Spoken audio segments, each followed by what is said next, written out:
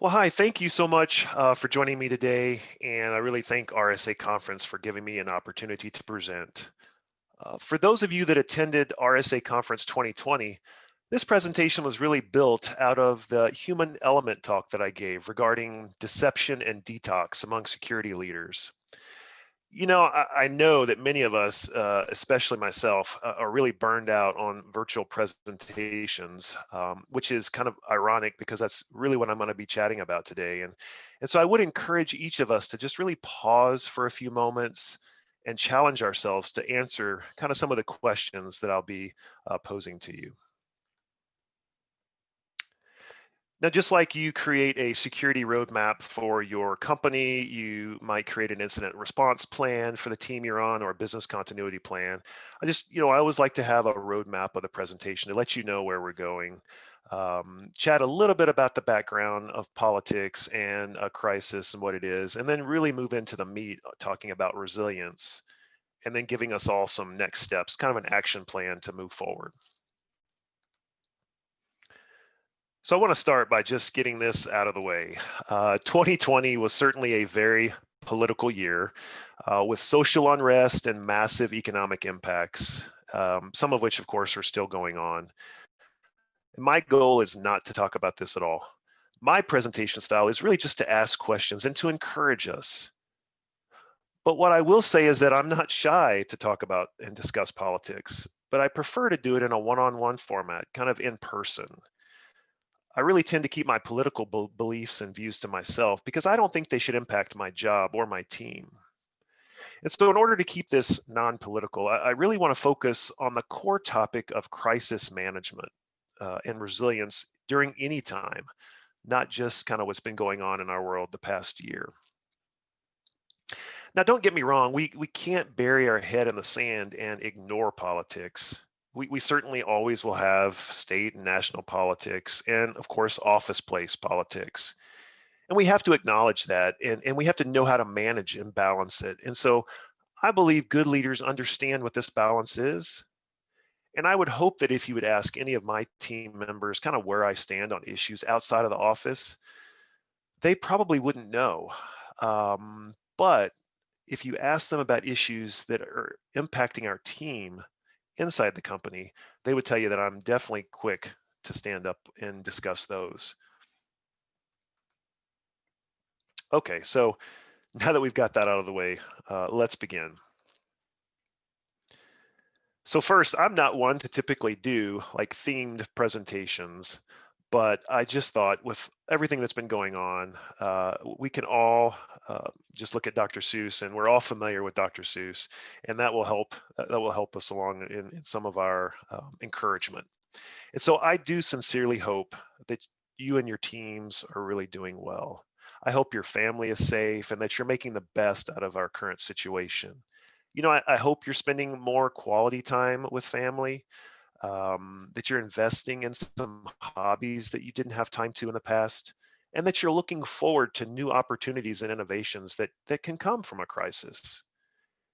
And while it's usually not our natural inclination to think about the good from every situation, I hope to encourage you to start doing just that. I mean, truly, if Dr. Seuss can do it, so can you. And I personally don't do this enough myself, so I'm speaking to myself as well during this time. So, what is a crisis? I think it's important that we remember that this can be personal or specific to a team or a department or an entire company. And so, when we look at, Wikipedia, when we think about what is a crisis, it's any event really that leads to an unstable and dangerous situation, and it can have an impact on various sizes of groups. And there's really three different types of crises. One is an immediate crisis, and those that are the natural disasters and things that really can't be predicted. I mean, we can have plans in place to handle them, but we won't be able to prevent them. So certainly things like tornadoes and floods and hurricanes. And then there's those crises that are emerging, and these are things that can be anticipated, and some of them can even then be prevented. So things like, if you've got an issue brewing that you know about at the organization, you're hearing talk bubble up from different groups of people that could really disrupt operations or affect your reputation. Think about if you're in manufacturing and you've got a bunch of safety violations that are going on and that maybe need to be addressed or aren't being addressed, or you've got ethically questionable actions, or you've got employee dissatisfaction with wages and benefits. You can have time to research and plan and hopefully proactively eliminate those from happening. And then you've got the sustained crisis. And of course, this is the most dangerous of all because it can linger on and it can really drain the organization. So things like, you can have continued negative news coverage, rumors about an organization, which often stem from an immediate crisis. Think about maybe an oil spill in the in the water in the Gulf of Mexico or something, or repeated recalls by an automaker. These can cause lasting reputational damage. And I'm not sure I would put a data breach in this category because while it can go on for years with litigations and fines, I think most of us forget about them within just a few days or weeks. But some might put a data breach in the sustained category.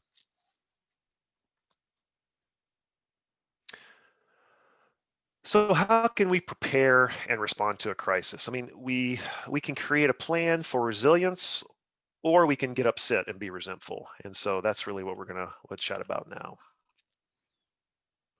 So going back to Wikipedia for a definition of resilience, it's really it's really any of our ability to adapt in the face of adverse conditions. And so that's from the personal standpoint, but from a technology standpoint, it's the ability of our systems or our applications to withstand changes in its environment and actually still function. And if SC Magazine did an interview with Tom Patterson, who's the CTO for Unisys, and he reminds us that if we're always focused from a security mindset that we have to win, whatever our definition of win is, we can't. But if we aim for resilience, we actually really can win. And it just encourages us that we can take a punch and keep going. We really can. And we've all taken a punch in some form this past year, even if the industry you're in is having their best year ever. And I've heard some they've really had a phenomenal year with results. We've all been impacted personally. So let's dig into that a bit right now.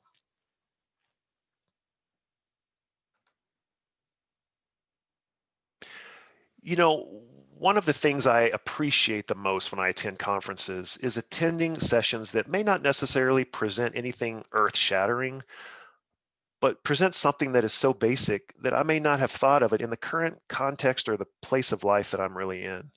And this is really one of those slides.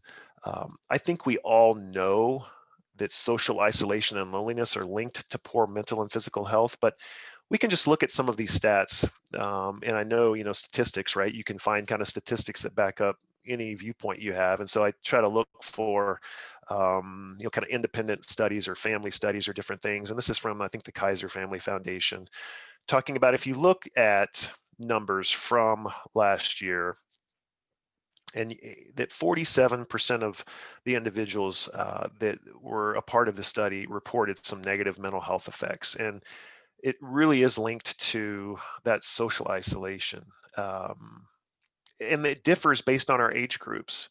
And so we have some families and households that have adolescents and children. And so we had, different concerns with homeschooling and the cancel culture and sporting events and such, and the impact that had on kids. And then we have the other spectrum with older adults, maybe in assisted living, or maybe having parents in assisted living, and you're not able to reach out and visit them, and that has a massive impact on them, and then also on you or on the caregivers, which certainly has an increase in substance abuse and suicide.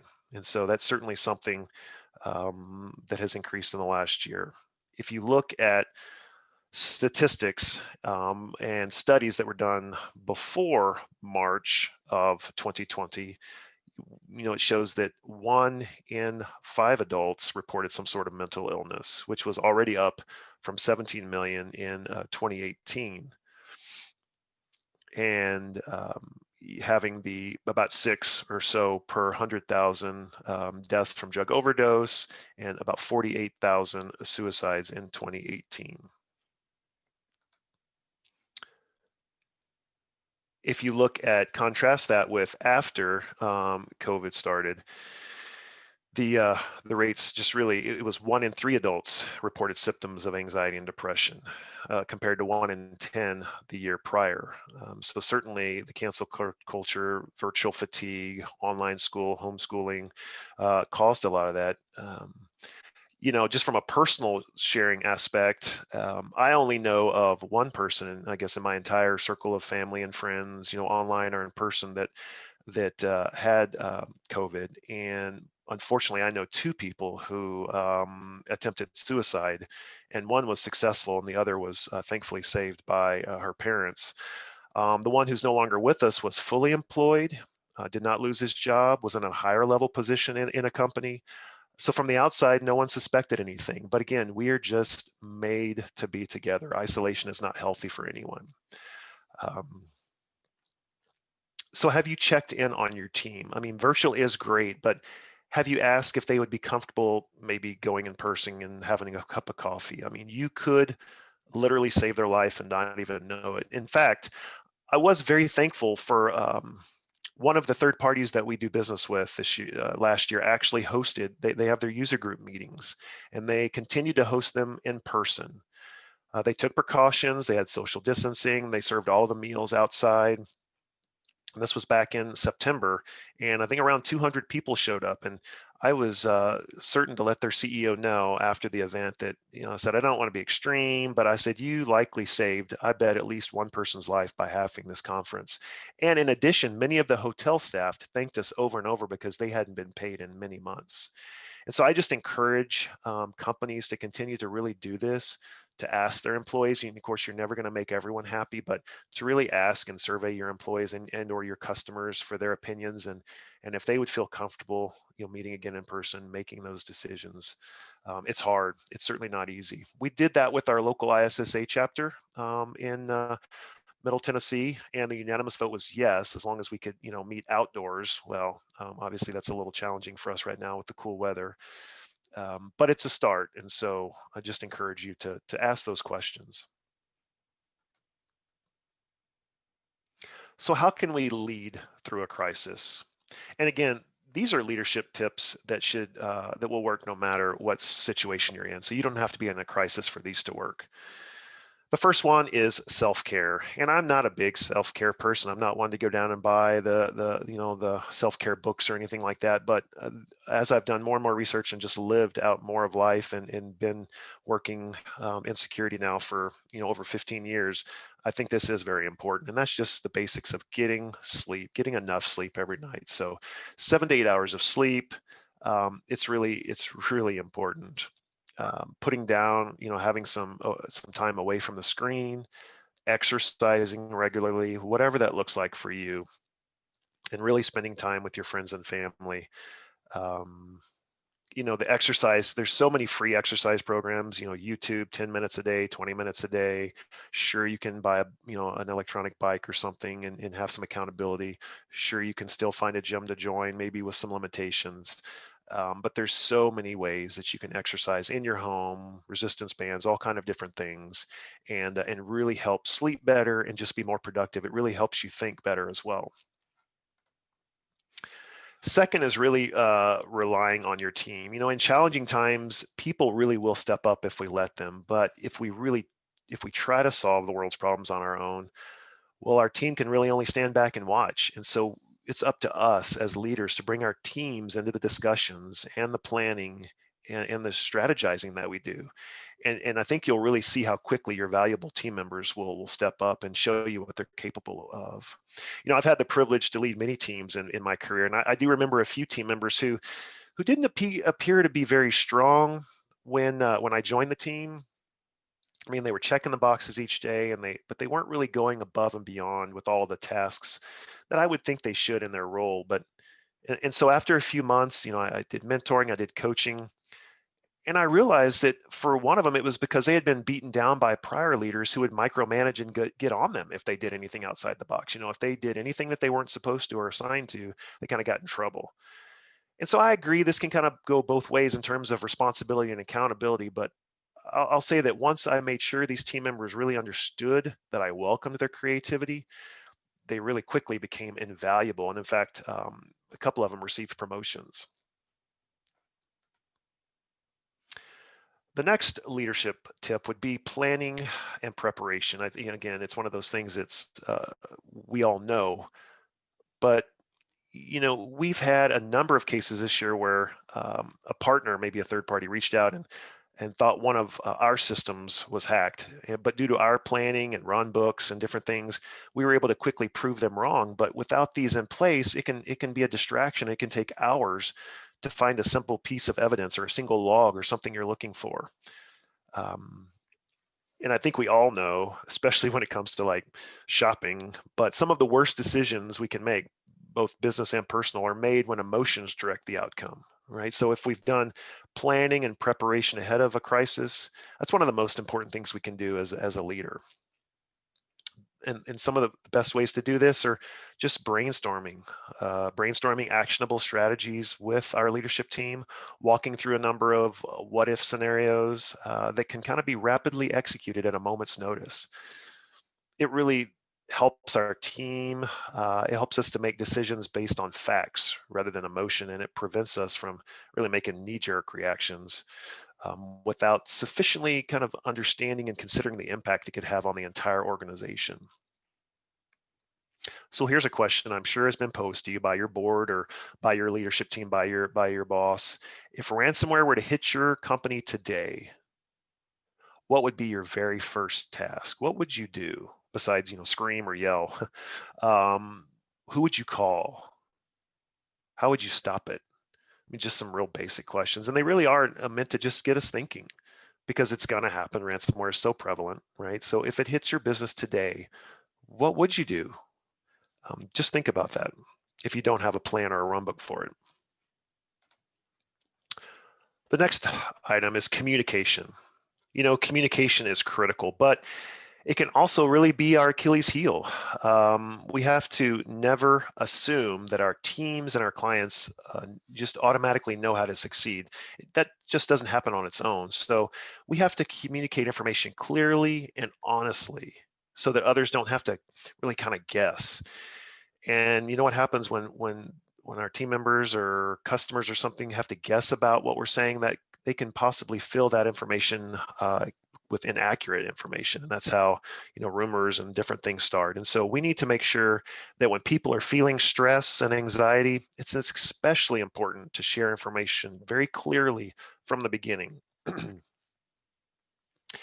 I've managed teams where there are two very strong leaders and they're both extremely passionate about their work. So they're invaluable. However, they just can't get along with each other. They both think their work is more important than each other. So coaching these type of personalities really takes a lot of work and thoughtful communication. Helping explain the value of their work without putting one down to the other, that's kind of crucial. We all have different roles, and it's important that each team member understands where they fit in the puzzle. Number 5 is personal ideals. Employees often leave their personal beliefs and ideals out of the workplace for fear of crossing professional lines. It's kind of what I talked about at the beginning with politics. But if your personal practices and your principles help you stay healthy and organized and composed when you're in stressful situations, sometimes even motivated, then you need to bring those with you, those part of you. They're critical to who you are, because if you don't, that can limit your ability to lead effectively. So you should lean into those values and engage with others who share them. Don't just dismiss your personal ideals and standards, especially when you're in the face of a crisis.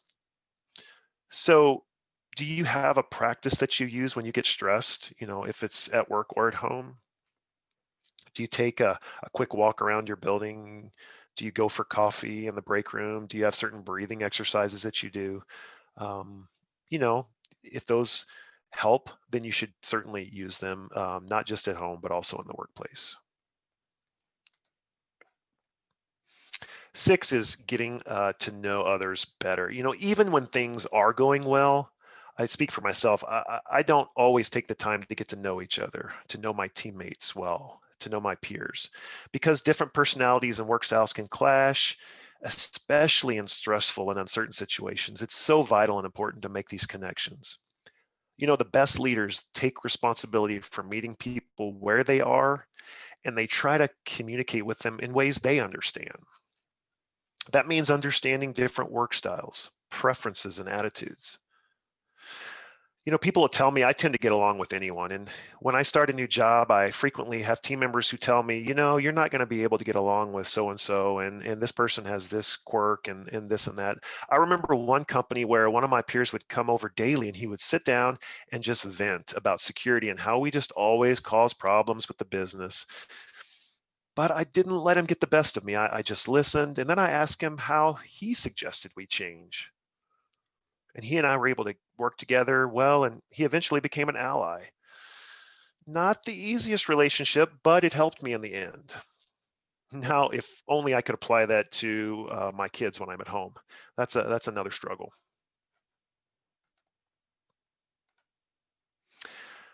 The 7th tip is using external experts. Too many business leaders, I think, when I say myself specifically, fail to utilize external experts and peer groups sometimes. Over the years, I've sought advice from outside experts, hired people with different skill sets, and tapped peer groups and other business leaders for their expertise, because there are peer groups for every industry, and joining one, I mean, you're in an RSA kind of peer group, and those are certainly available as well through the 360 conferences. There's ISSA, there's ISACA, there's ISC Squared, InfraGard. They all offer, tremendous benefits and enhanced leadership and management skills, strategies for growth and advice for attracting talent. So I'd encourage you, I'll say as guys, especially, we don't want to ask for help. We don't want to ask for directions, before GPS. It's great to reach out and ask our peers and to get in these peer groups, because why reinvent the wheel? Our peers have gone through the same kind of leadership challenges, talent challenges, security challenges that we're going through. Ask them for help and see what they did. Number 8 is studying the facts and being transparent. People do trust leaders who are honest, and they quickly lose faith if they don't trust the information they're given. And so people trust leaders who are honest, and they will quickly lose faith if they don't trust the information they're given. It's just critical to learn the truth and be transparent in sharing it. I know a lot of times we are tempted to protect people by withholding information or sharing only part of what we know. And sometimes, because we're a leader and we know certain things are fixing to happen with the company, we can't share everything. But people really are in search of the truth. And so however transparent we can be is certainly going to help us, to help our team to want to be better followers and to trust us.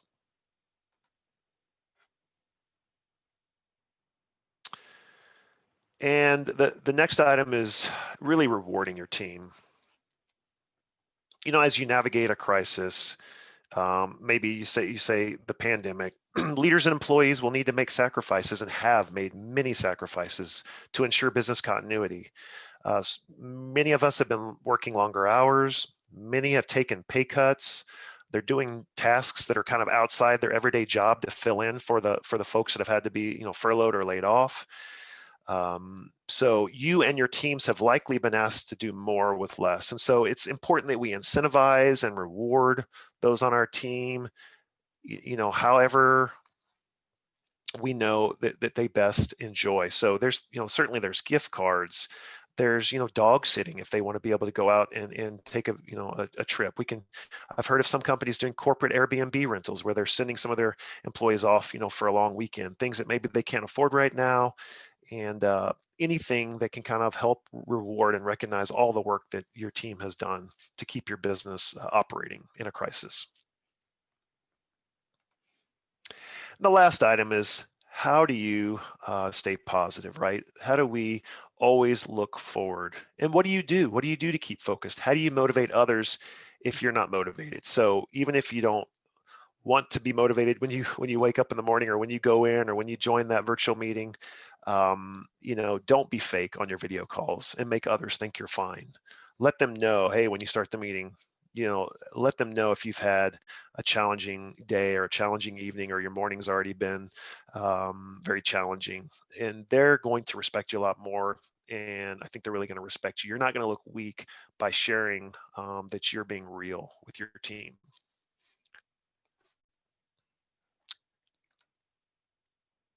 So now we've just chatted about, a little bit about the background, the inevitable politics that we all have, and we all face every day in the world and in our jobs. Crises when they happen, from all different types of crises that occur, and then how we can be great leaders in a crisis, and really any time. And so, what are some next steps?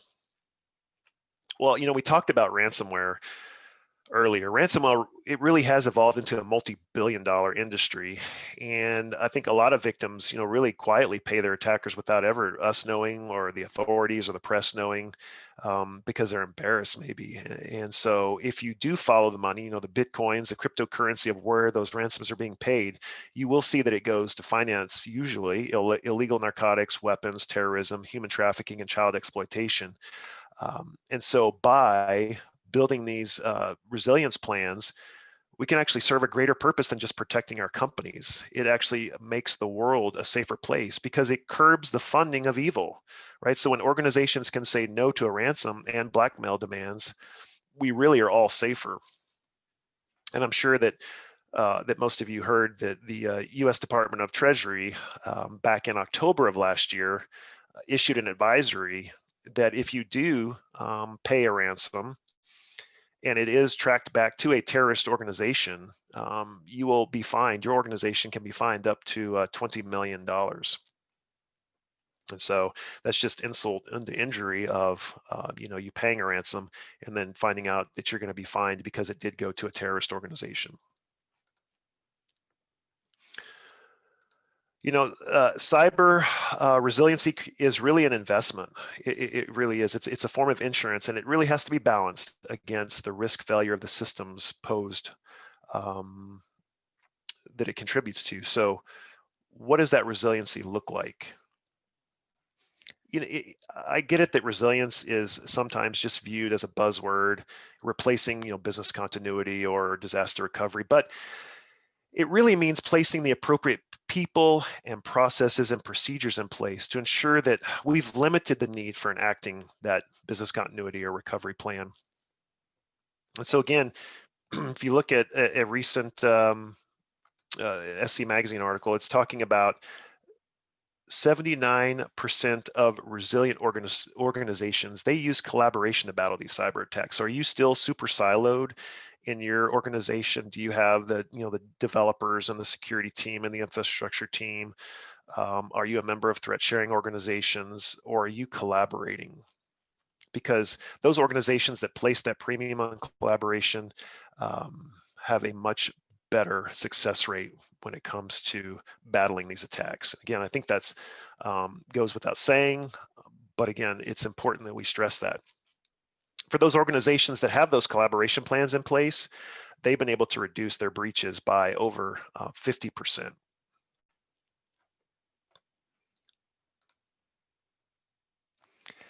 And it's crazy for me to think that when I put this together and looked at this same survey from 2020, that 77% of businesses still do not have a basic incident response plan.